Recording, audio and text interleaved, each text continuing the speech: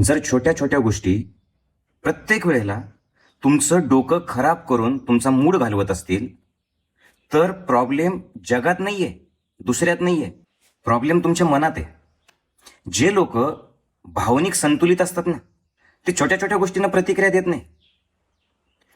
गाडी उशिरा आली, ठीक आहे. कुणी मनाच्या विरुद्ध बोललं, ओके. मनाप्रमाणे घडलं नाही, समोरची व्यक्ती मनासारखी वागली नाही, ठीक आहे. भावनिक संतुलित असलेल्या आणि ऍक्सेप्टन्स असलेल्या लोकांना त्याचा फारसा परिणाम होत नाही. ते शांत असतात आणि पुढे जातात. पण डोकंच खराब आहे, मन अशांत आहे, ते छोट्या छोट्या गोष्टी सुद्धा तुम्हाला त्रास देतात. एक छोटीशी गोष्ट, एक छोटासा शब्द, बस तुमचा भडका उडतो.